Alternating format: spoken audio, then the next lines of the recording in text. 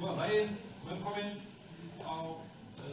annan fyrirlesturinn í þessari röð félagsfornleifafræðinga og námsbrautar í fornleifafræði Háskóla Íslands og Þjóðminjasafnsins nýjar rannsóknir í íslenskri fornleifafræði og í dag ætlar Steinunn Kristjánsdóttir, prófessor í fornleifafræði, að segja okkur frá rannsóknum sínum á Þingeyrum.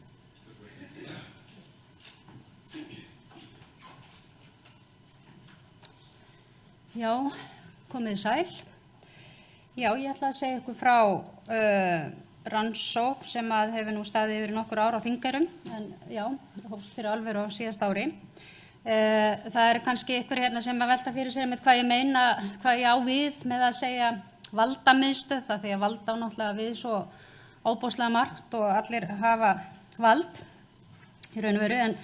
en þarna ég að hugsa Þingeyrar sem svona miðstöð stjórnsýslu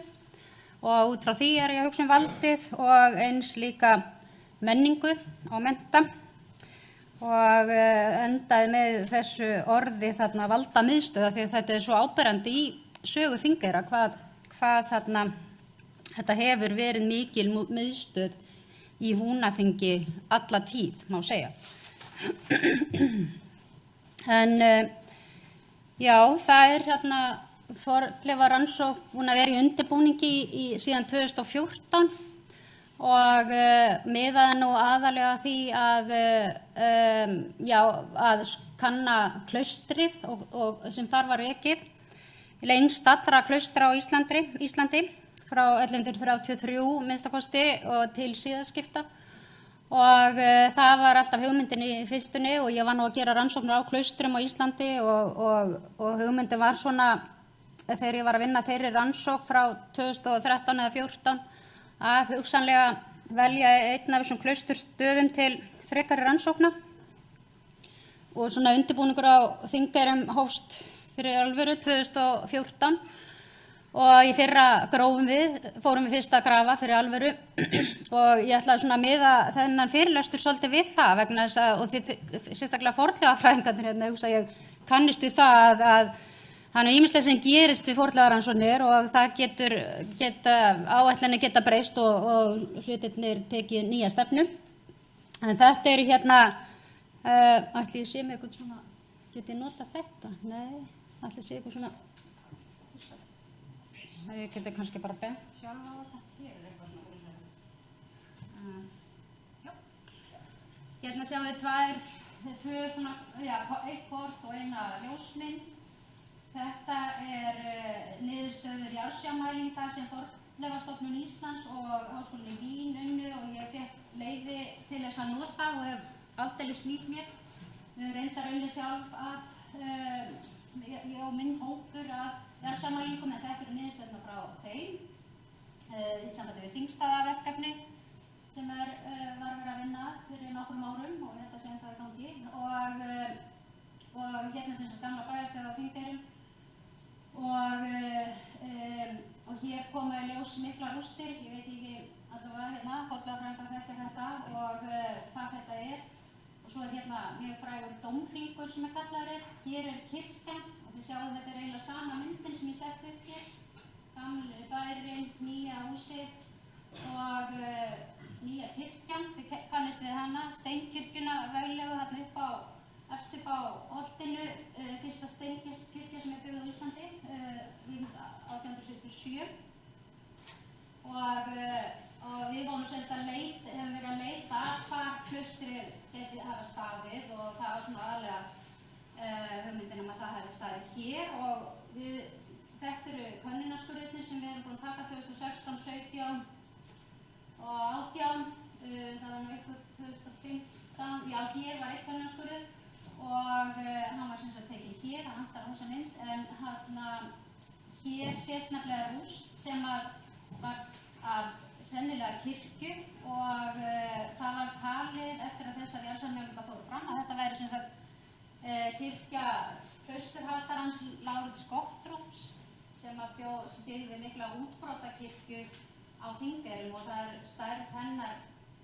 þekkt og það kemur nú fram hérna eftir og síðan tókum við könnunarskurð í hana eins og sé 2015 fyrst þá kemur í ljós að þetta rúst frá klausturtíma. Hún liggur 2 metra dýpi nærri því og ótrúleg jarðvegsteiknum þarna og hún liggur mjög djúpt í jörðu og það kom í ljós að hún mikið stærri heldur en kirkja Lárusar Gottrúds. Þannig að niðurstaða okkar væri svo að þarna hefði nú klausturkirkjan staðið og þetta gæti varla verið neitt annað. Við vitum náttúrulega alls ekkert fyrir grafið og að tæknin sé nú ansi mikil nú að dögum að þá nú eiginlega uppgröftur svona kannski eina sem að þetta leiða hlutin í ljós með einhverju vissu og það kom nú aldrei svo daginn í sumar þegar við vorum að grafa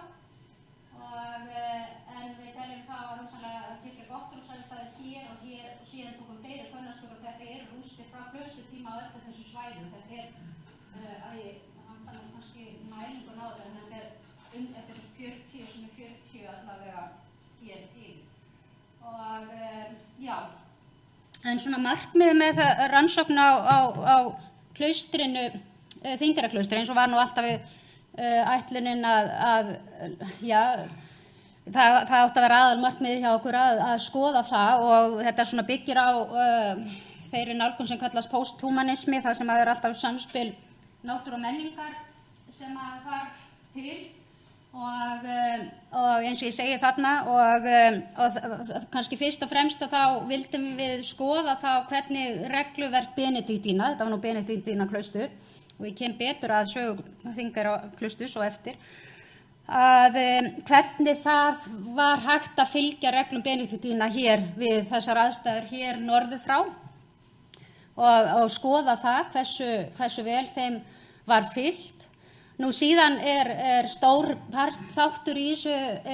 en í samt við reglulega Benediktína þá við alltaf að spá í samspil þetta menningar og náttúru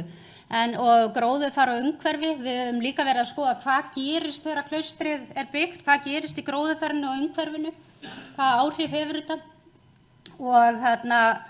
og það á líka við bara þessa löngu rúmlega 400 ára sögu, hvað gerist á þessu tímabili fyrir gróðurfara þegar ýmislegt sem að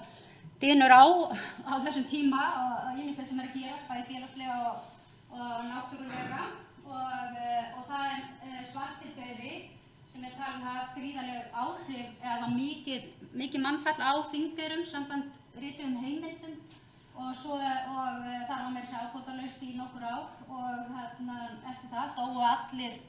bræðurnir nema einn og ábótin líka þarna í fyrra skipti sem að svartidauði kemur og svo aftur kemur hann 1493 og það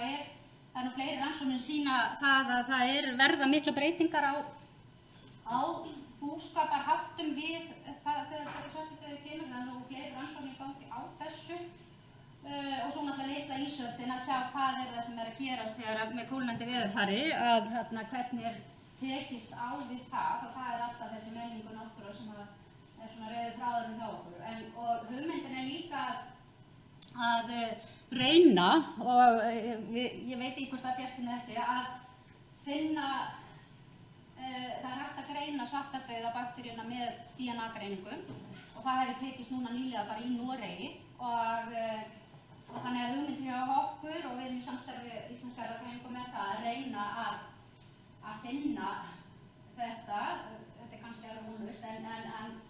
það væri náttúrulega mikill viðburður hér ef okkur tækist að finna svartadauða bakteríuna og svo líka bara til þess að kanna var þetta svartadauða, var þetta eitthvað annað því að þetta veist vera svæðum í Noregs 1347 minni mig en ekki hingað fyrir 1402 en það sama tíma og það bylgja í Bretlandi eða Englandi sérstaklega og gæti hafa borist þaðan til Íslands og en að reyna að skoða þetta og kannski þetta bara alls ekkert svartidauði. Þannig að ég ætla nú að vona að tíminn hlaupi ekki alveg frá mér en okkur ekki gengið sérlega vel að fá fjármagn í þessa rannsókn með þessu markmiði að við höfum ekki hugsað bara að grafa upp allt klausturstæði eða eitthvað annað en það alveg bara það er náttúrulega til stórir uppgreftir víða í heiminum, Evrópu og sem að standa í áratugi og Þannig að það svo sem hægt að miða við það, en það ekkert svona hugmyndin akkurat á þessu stigi málsins allavega, en okkur hefur ekkert tekið sérlega vel, nema það að Fornminjasjóður veitti okkur mjög velugan styrk í fyrra og þá gátum við hafið þessa rannsókn sem við vorum að reyna að byrja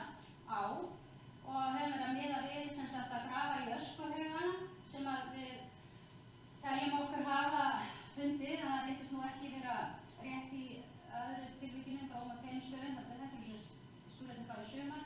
en við opnum þetta 120 fermetra svæði í kór Klausturkirkjunnar sem við teljum að Klausturkirkjuna og þá vorum við að hugsa þetta að í Evrópu eru bræðurnir yfirleitt jarðaðir í kórnum eða austan í kór Klausturkirkja sinna og við vorum að hugsa það svartadauða en alltaf í öskuhaugunum við fengjum kannski eitthvað svona þverskurð af því hvað gerist í þarna á tími svartadauða og svo litlu ísaldarinnar í löngum tíma og svo náttúrulega líka í sambandi við hvað gerist þegar klausturinn stofnað og hvað koma nýja plöntur og hvernig umferð manna breytir þarna á staðnum af því að hún eykst töluvert við þetta og það er búið að skrifa nú birta eina grein þetta og líka hvað gerist þegar klausturinn er lokað og það er út frá pollen eða frjókornagreiningum aðeins, við þannig alveg með við dýrabein og fleira skordýr og annað sem við ætlum að nota til þess að skoða þetta og það eru skýra breytingar sem verða á þessum tímabilum þegar klaustur kemur byggt eða stofnað og svo aftur svartadauða og svo þegar því er lokað. En eins og ég sagði hérna áðan að það náttúrulega gerðist ýmislegt óvænt hérna þegar við byrjuðum nú að grafa og þó svo að það sé mikil tækni til þess að undirbúa þá er eins og ég sagði kannski uppgreftur þegar að kíkt undir sverðin að þá er kannski hægt að sjá hvað er að gerast en hérna sjáu þið líka drónamynd frá því tíkina vorlega fyrir örfáum árum af Þingeyrum, bara svona til að sýna ykkur hvernig þetta lítur út á loftmynd, þetta er sem sagt gamli bærinn, nýja íbúðarhúsið, kirkjan, steinkirkjan mögulega og hérna eru gamli bærinn, nýji bærinn og svo hérna uppgröfturinn okkar og hér sjáu þið kirkjuna og svo hér minningaverk sem hefur verið safnað úr túninu og þetta talið vera sem sagt gamli kirkjugarðurinn sem að samkvæmt Huldu Stefánsdóttur sem bjóð þarna flutti þangað 1920 eða 22 eða 23 og hún sem hafi sléttaður 1923 eða 24 en svona aðeins til þess að og svo líka hérna dómhringurinn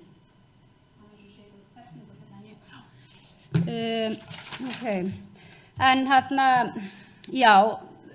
eftir uppgröftinn og þegar förum að vinna meir úr gögnunum að þá greinilegt eða þess nauðsynlegt eða ekki hjá því komist að skoða þessa heildarsögu Þingeyra bæði að því minjarnar eru mjög flóknar og það er búið að byggja aftur og aftur og í sömu rústirnar að nýta þetta líka til að skoða fleiri byggingastig þarna eða tímaskeið, ég var að nota fasa, mér finnst að leiðilegt orðin að fasa og það nú talið að hafi verið þingstaður hérna og mér skilst að það sé nokkuð víst að svo hafi verið og ég setti nú hérna að ég ekki hvað ákvæmlega að setja í byrjun að ég setti hérna 930 og síðan er klaustrið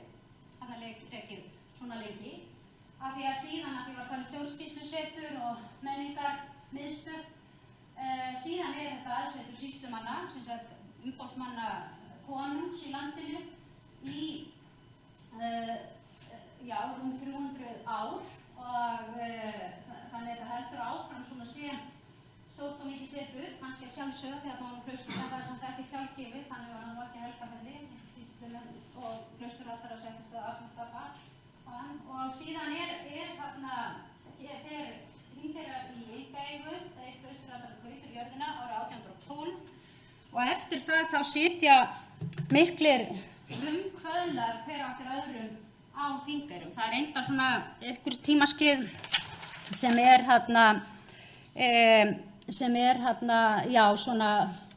verri tímar en aðrir. En ég ætla að fara yfir alla þessa 4 fasa eða 4 tímabil. Já, ég setti nú að ganni, mér finnst nú svo gaman að það er málverk af Lárus Gottur og konunans og eitthvað kennslukonunni sem hann léti aða sig með og síðan er það Ásgeir Einarsson sem byggði Steinkirkjuna, flottu, alþingismaður og svo Hulda sem ég nefndi hérna áðan. Þetta er svona kannski en ég kem að þeim betur á eftir. En já, þetta með þingstaðinn, 930, eins og ég segi, þetta er alls ekki neinn tala sem á að taka algjörlega heilega, þetta er bara eitthvað sem ég sett þarna inn, en við vitum eiginlega ekkert, við ekki,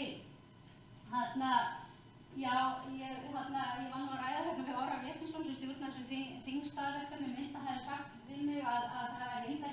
heimildir að Húnaþing hefði verið á þingunum fyrir utan staðheitið sem vísar í þing en það er þegar Klausturinn stofnaði nefnt að það hefði stofnað á þingstaðnum en það eru engar aðrar heimildir þingstaðana og alveg merkilega fáar heimildir miðað við aðra þingstaði, skilst mér, og minjarnar, það er þessi dómhringur sem er fyrst nefndur til sögunar Brynjólfur Jónsson gerir það réttur aldamótin 1900 og þannig þetta er sem sagt jafnsamvælingamynd sem að ég lét vinna með, eða við unnum í mínum hópi og við hefum verið að velta fyrir okkur hvort að hann gæti verið Leifaraþingstaðnum fyrsta lagi eða þá einhverju eldri kirkju og það er nú oft komið í ljós að það eru þessi dómhringir eru bara hringlaga kirkjugarðar. Það er ekki kannað því hann er friðlýstur en svona miðað við það að kirkjan sé á 2 metra dýpi þá finnst mér nú ólíklegt að dómhringurinn ef hann er frá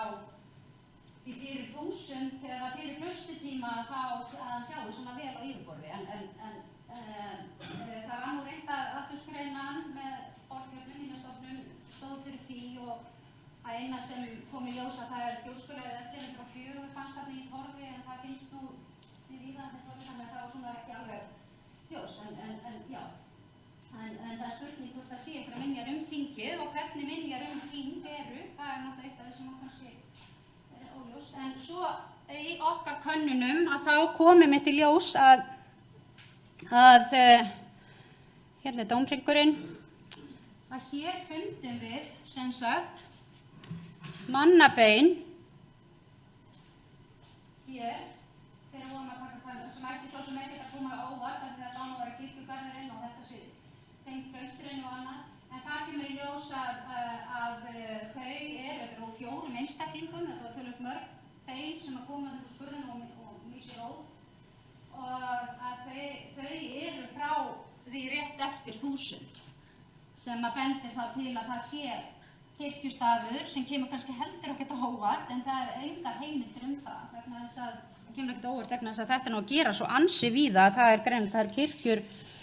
kirkjur á ansi mörgum bæjum og sem því þegar Klaustur er stofnað að þá er talað eins og þá er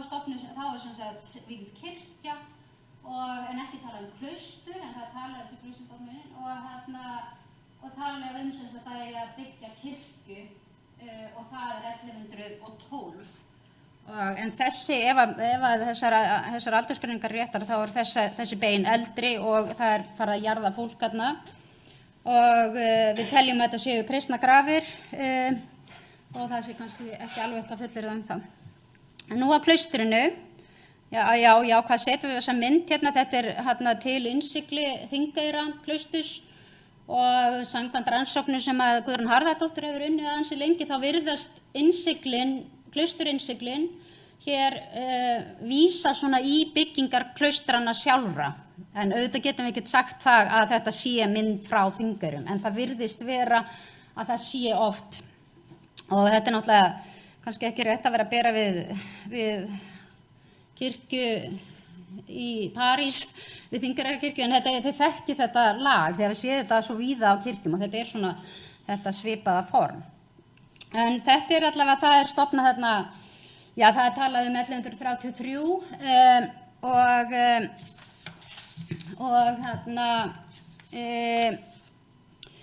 og rekið eftir síðaskipta eins og ég sagði og og það talið að erkibiskup Íslendingi Lundi hafi nátt frumkvæði að þessari stofnun og en stofnun árið ekki beinlínis þekkt. Það bara þessi að Hólabiskup Jón Ögmundsson, það hafi verið mjög slæm tíð í nokkur ár og meðal annars eldgosið mikla í Heklu 1804 og mikil harðinda ár að hann sem sagt heitir á kirkjum ákveður að byggja kirkju og stofnar kirkju til þess að heita á betra veður og tíðafar sem náttúrulega snarbatnaði en þetta svona frumkvæði sem kemur að utan og væntanlega og í gegnum þá Ólafur Stór og Jón Ögmundsson en hann síðan kemur engin ábóti til starfa fyrir en löngu síðar 1133 og það það ár sem notað til þess að sagt að stofna árið. Og það heimildir að hafa verið prestar og tekjuofnar og prestur þetta mjög klassættir á öllum stöðunum og þarna ekki því að þessi bara standard þannig og og svo var Hólabiskup átti að hafa ánafnað í biskupstíund á 13 kirkjusóknum vestan Vatnsdalsár í Húnaþingi. Þetta var deilt þetta mjög lengi, engin heimild til samtíma heimild það. Það svolítið áberandi í sögu Þingeyra klausturs og svo fyrsti ábyrgðin, hann kemur úr skóla Jóns Ögmundssonar á Hólum, hann skrekki einkennilegt og en síðan heimildin bruna á Þingeyrum, spurning hvort þessi bærin eða klaustrið, þetta alltaf svolítið einhvern veginn málum blandi hvort þessi bær og kirkja og klaustur eða hvernig þetta og það lítur náttúrulega að hafa verið endurbyggt. Það heldur áfram starfsemi ef þetta hefur verið klaustri og síðan áberandi við lok staðamálanna sem hafði gríðarleg áhrif á öll klaustrin á Íslandi og þau bara sem lokað og þau berjast í bökkum alla 13. öldina má segja, þetta bara liðst og minni eigin rannsókn og hvað staðamáli sem þetta höfðu mikil áhrif á klausturhald í landinu og kirkjan tapar eiginlega öllum klausturhaldum til höfðingja, biskups, höfðingja, hollra biskupa og þannig nema Þingeyrar vilja sleppa við alla þessar hremmingar nema það þegar frá lokum staðamála að þá taka öll klausturna blómstra og það gerist líka á Þingeyrum og það væri einmitt fróðlegt að sjá hvernig það kæmi út að við sjáum það í fornþjóðunum að kirkjan stækkuð og með þess að það mikið að þetta víja þennan nýja hluta og þannig ferðið nýju gripir 1315 þetta líka að gerast á hinum klaustursstöðunum og það fyrir 7 prófundarsamningar vinnumar og launum þarna og fólk að byggja kofa í vegum og í samningunum kemur mjög ljósar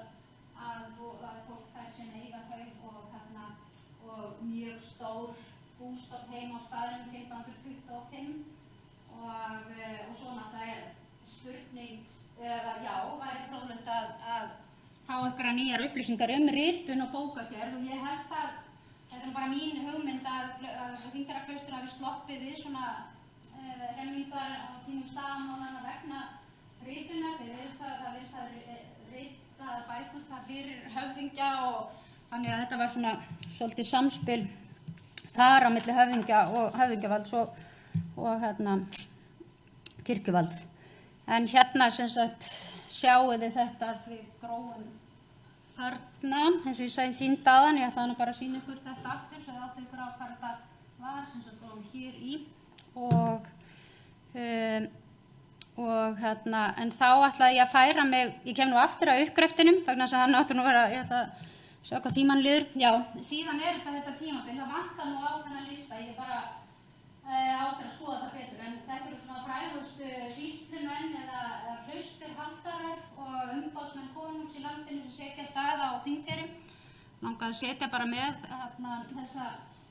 mynd sem Teikursson frá Árna Magnússyni, Þingeyraklaustur hér og Vesturhóp og Hópið, sjórinn hér hafið, já. En allavega þetta Henrik Bjergsen sem hann Bartskeri kom hingað til þess að lækna úr sárasótt, hann var fyrstur þarna og hann átti afkomendur hér og allt það.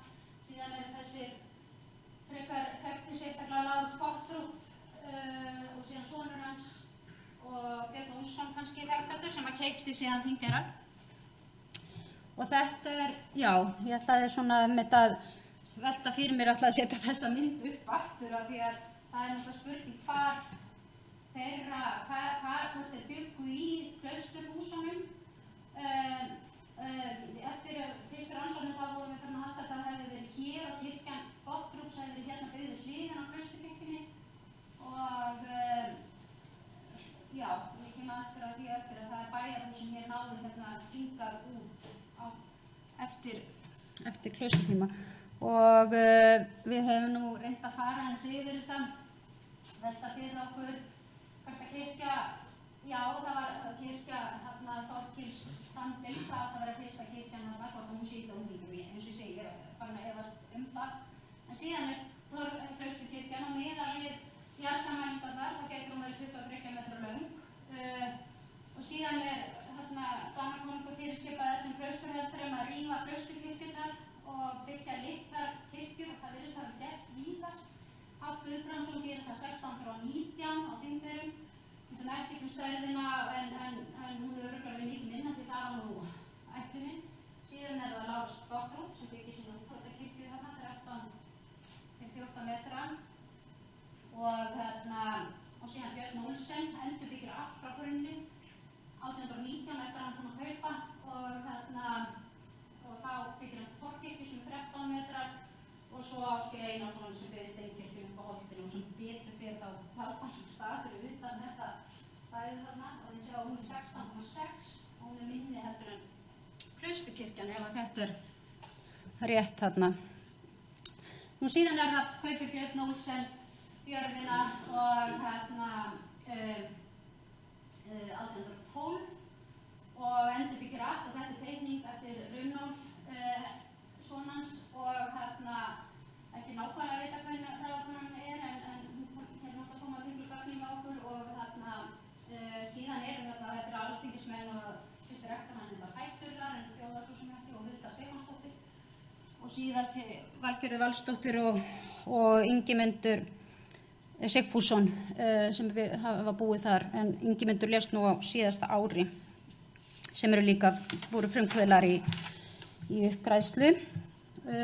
og þannig til þessi teikning, ég held ég hafa engan tíma að tala uppgröftin, ég held svona áfram já, teikning sem hefur líka verið notað sem Brynjólfur Jónsson gerði. En svo að einmitt uppgröftinum að það sem kemur að því við tekjum okkur búin að skoða þetta töluvert vel hér og að hér væri sem bara þessi kirkjuhús og ætlaðum að grafa hérna í kórinn eins og ég sagði. Þú sýndi ykkur mynd af áður og ef maður rýnir í þetta núna sér maður að þessi blettur hér er ansi dökkur og sem gæti það bent til þess að sé nú eitthvað meira þarna heldur en bara kórinn og við vorum reynda líka að nota þessa teikningu. Já, ég ætla að segja svo að því að þegar við verðum að grafa þá komum við bara niður í steikt hús hérna.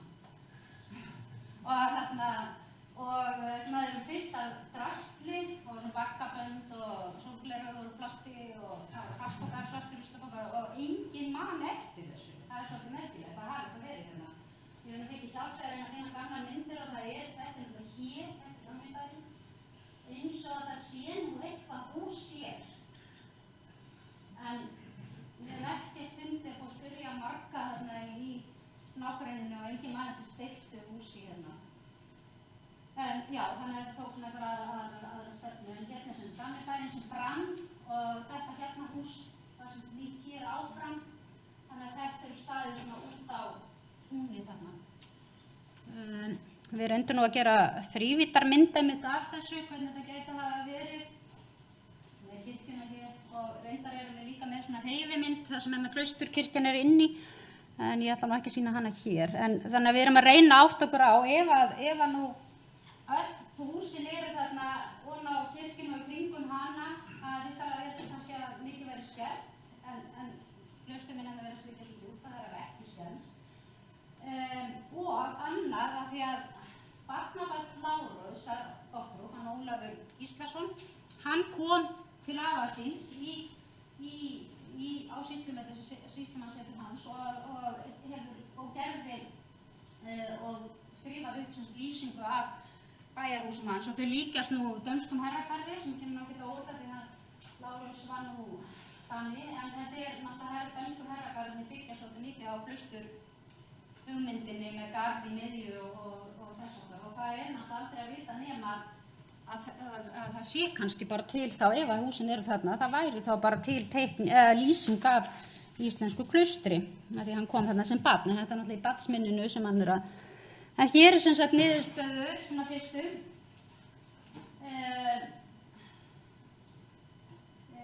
Hér sem sagt uppgröfturinn okkar, ekki stórt, en 120 fermetra, átti að vera mýkuðum hann aðeins, þess að þeirra steypti grunnur fór komið ljós á, við þarfum aðeins ekki að komast í klausturminjar vegna þeirra, því þetta tafði nokkuð náttúrulega mjög mikið. Og hér sjáum við teikningu af þessu, hér eru steypuklumpar, steypugrunnurinn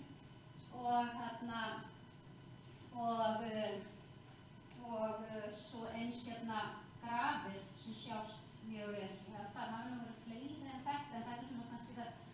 allra öruggustu. En sjáum hérna eru nokkur rými og við höfum verið að bera þetta saman við teikningu Runolfs Olsen að reyna að finna út hvað þetta er. Og það með komið í ljós ekki bara bakkasnæður og svartur ruslapokar og sólgleraugu og eitthvað, heldur líka eitthvað annað. Eins og þessi skiltingur frá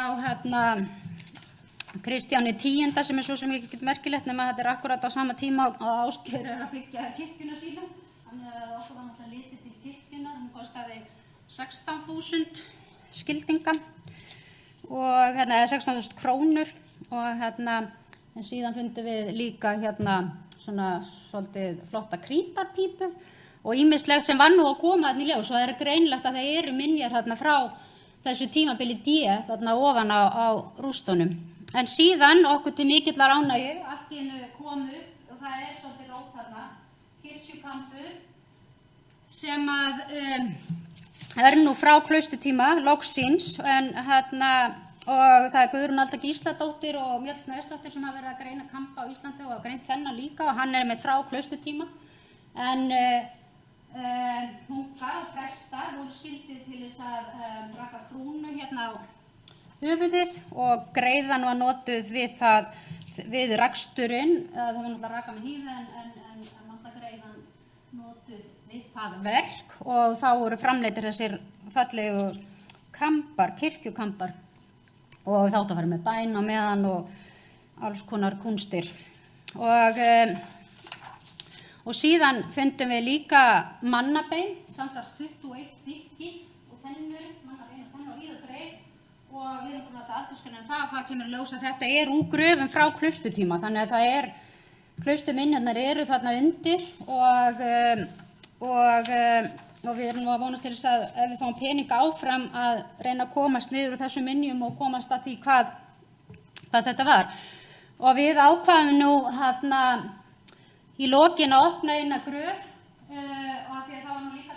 margir að reyna að finna grafir og það var líka bara til þess að komast að því frá hvaða tíma eru þessar grafir sem eru hérna á þessu svæði og við þarfum ólíklegt að það væri frá klaustutíma en ákvörðun var tekin að opna þessa og það kom okkur verulega á óvart og það olli svolítið uppnámi, ég veist að þau sem voru að grafa þarna eru í salnum, mikið talað að þetta var gröf frá 1922 og garðurinn er sléttaður sem sagt 23 að 24 samkvæmt Hildur Stefánsdóttur og við vissum að þetta ekki trist, við opnuðum gröfuna og það kemur í ljós blámáluð kista með spildi á loki og eitt starfsmaður raukinn í hús og hreinsa spildin til þess að hvað þetta væri og það var alltaf að grafa og þá kemur í ljós að þetta er Helga Aradóttir, förukona og sem bjó víða alltaf í Húnavatnssýslu allt sitt líf. Og hún er reyndar samkvæmt manntali þegar hún deyr þá og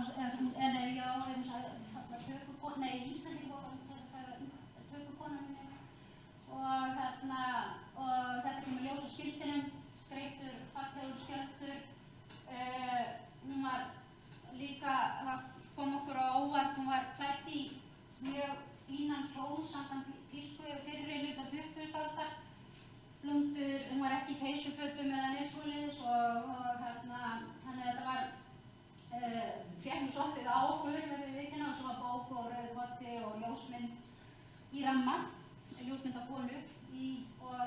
en hún var sem sagt á flakki allt sitt líf og já, hún bjó á Sveinsstöðum, Grund, Ystagili, Vatnsdalshólum. Ég búin að fylgja henni gegnum öll manntölun og allt þetta en það sem við komum á óvart var að þetta að kirkjugarðurinn Sléttar, rétt eftir að hún jörðuð þarna og á garðir.is að þá leggstaður hennar uppi við nýju kirkjuna og ég talaði við formann sóknarnefndar þarna það að þetta gæti gerst og við höfum rætt að því að við grófum jörðum hana aftur á öðrum stað, við vitum það og að flytja hana upp í kirkjugarðinn en geymdum allar þessar upplýsingar sem við fengum, tókum ljósmyndir og geymdum allar þessar upplýsingar fyrst að við vorum búin að opna gröfina og allt þetta en þetta mun sem að gerast aftur og sóknarnefndarformaður þarna, hann hefur lofað að taka þátt í þessu að þessar grafir verði þá fluttar upp í kirkjugarðinn, sérstaklega í talningum með fólk á nú nektarreiti. En hún á nú ekki afkomendur, hún átti ekki börn, þannig að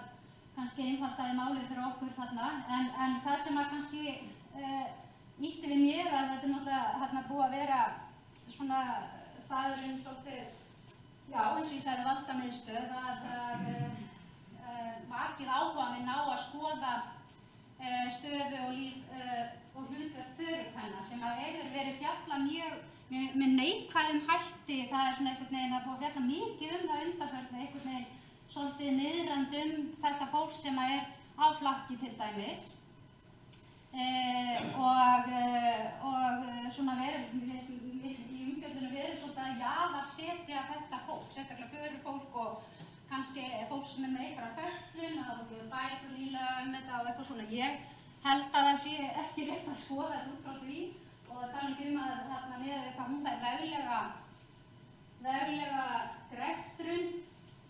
að þá, og ég nú heilt sögur af því núna eftir að ég byrja að ræða þetta, fyrst að þvöldum ég nú bara yfir sem þetta var svo svakalegt eitthvað að það eru til eins og til skona sem flutti til Vesturheims, flutti heim aftur eftir aldamótin, en hún var Dalasísleg og á það að gerast förukona og það var svona svolítið gott að vera förukona og þá varstu kannski eins og tölva nútímans að það var svona upplýsingaveita fyrir sveitina og þannig þetta líka með kennslukonur og öðru sem að þetta þarf ekki endilega að hafa verið eitthvað skrítið fólk eða eitthvað þannig að þetta svona kveikjan að því að skoða það aðeins og þarna hefur við náttúrulega efnislega leifar og greftrun og ég örugglega löngu búin tíma þegar að pekja en ég búin þannig að það eiginlega það góða sem kom út úr þessu og þannig að það er annað gott sem kom út úr þessu. Gröfin tekin ofan í Klausturtorgi og það einmitt alveg 2 metra niður í jörðina og þetta veggurinn úr Klausturkirkjunni. Þetta eins sama hafi komið úr kvennaskurðum hjá okkur að við tókum hana upp og ég þekki bara þetta fór úr hínum kvennaskurðum, þetta kvennaskurður mjög vestalega á uppsættasvæðinu, Móaska hér fyrir utan og þetta mjög áberandi torf fyrir Hvítalagi sem gjóskulagur frá 1104 og búið sín Heklu og við erum búin að láta greina gjóskulagin og þetta já það eiginlega, já náttúrulega aldrei neitt 100% störugt en þetta mjög líklega þetta Klausturtorg og eins og ég sjá hvað þetta ekki að þessari mynd en gröfin já 1,50, hvað þetta? 80, hann er búin að grafa svona ofan að klaustrið þarna á undir. Þannig að þetta var nú aldeilis jákvæð sem kom út úr þessu líka og við vitum að það þarna undir þessum steypuklumpum og minjum þarna fyrir ofan og vonandi getum við haldið áfram með það. Þannig ég ætla að enda á þessu og á þessu Klausturtorfi sem að gaf okkur vonum að